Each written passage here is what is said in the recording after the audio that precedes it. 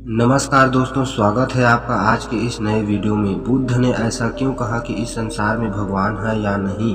बुद्ध ने ऐसा क्यों कहा, किस लिए कहा, कैसे कहा, यह जानने के लिए वीडियो पूरा देखें। और आपसे एक रिक्वेस्ट है, वीडियो अंत तक जरूर देखें। चलिए वीडियो शुरू करते हैं। यह कहानी दो भाइयों की है। एक गांव में दो भाई रहा करते थे। एक का नाम सुरेश था और दूसरे का नाम रमेश। बड़ा भाई सुरेश भगवान को मानता था और छोटा भाई भगवान को नहीं मानता था।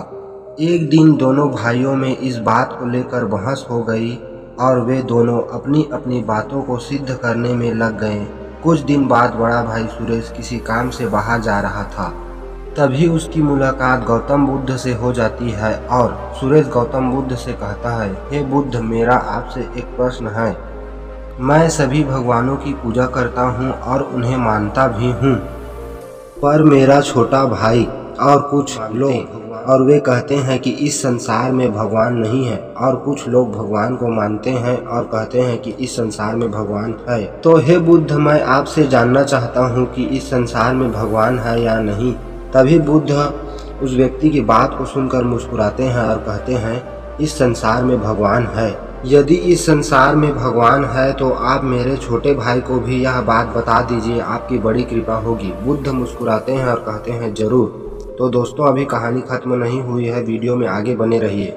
फिर अगले दिन सुरेश अपने छोटे भाई रमेश को बुद्ध के पास लेकर आता है। तब उसका छोटा भाई रमेश बुद्ध से कहता है, हे बुद्ध, मैं भगवान को नहीं मानता हूँ और मेरा मानना है कि इस संसार में भगवान नहीं है।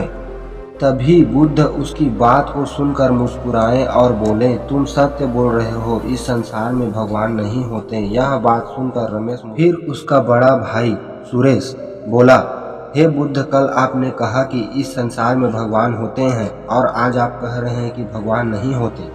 तब बुद्ध उन दोनों भाइयों को समझाते हैं और कहते हैं, मैं किसी भी व्यक्ति की भावनाओं को ठेस पहुंचाना नहीं चाहता हूं, इसलिए मैंने ऐसा उत्तर दिया।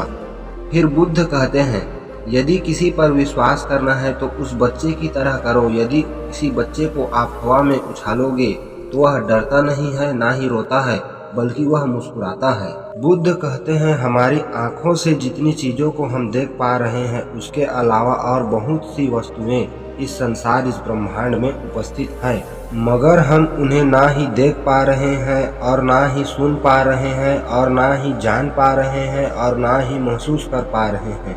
यदि हम किसी चीज पर विश्वास करते हैं या किसी चीज को मानते हैं तो वह विश्वास उतना होना चाहिए कि उसे स्वयं के अलावा और कोई भी झुठला ना सके। यदि आप ऐसा कर लेते हैं तो उसे आपको अपने ध्यान में उतारना होता है, और यदि आप अपने तरह से उतार लेते हैं तो आप उस ध्यान में पूरी तरह से लीन हो जाएंगे।